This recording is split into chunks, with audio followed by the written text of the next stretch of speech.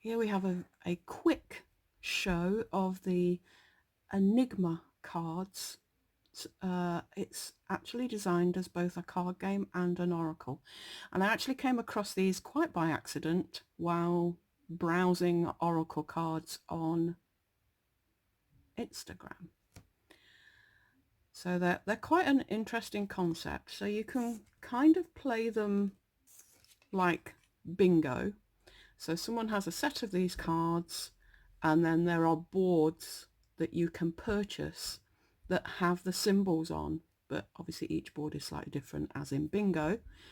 And the idea of the game is you have to make lines, crosses, and like a full house.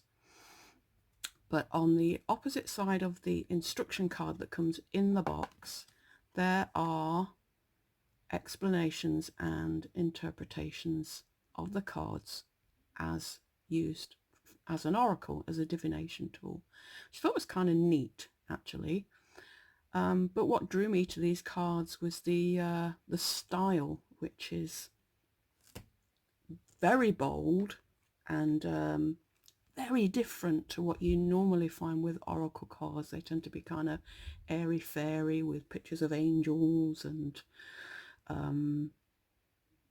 light and fluffy, and these are nothing like those. They're not light and fluffy at all. And really the only reason why they've got numbers on is because they're gaming cards. So a very quick walkthrough of these. I quite like the cardstock. It's a little bit thin, but it has a really nice texture on the back.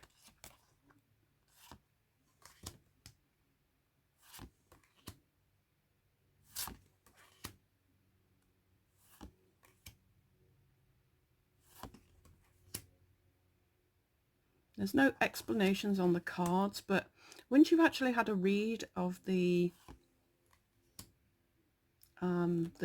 sheet, the little card that comes with them with the explanations on, they actually kind of make a lot of sense. So I don't think it would be really hard to pick up the meanings of the cards, but honestly you could probably make your own and they'd work just as well.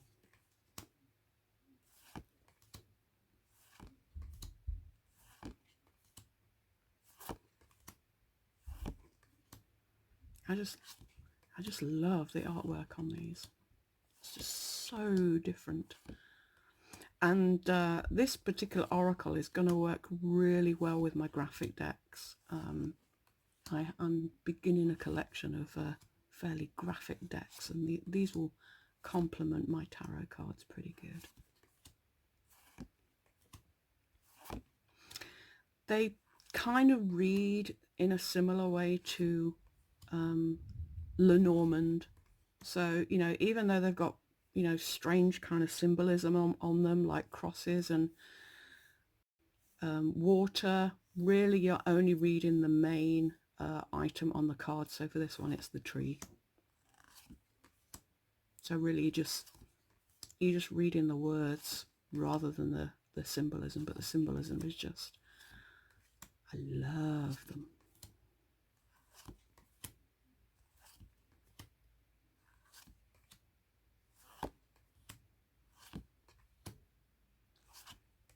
The only ones I might struggle with to start off with is the meanings of the moon phases, but I'll get there.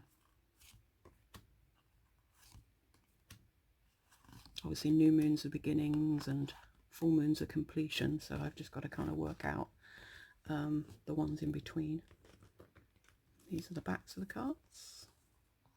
I've got a nice linen finish on the back. Unfortunately, there isn't a linen finish on the front, which is a bit of a disappointment. And that's it. These are the Enigma cards. This is just a title card, but I like the title card too. It's kind of cool.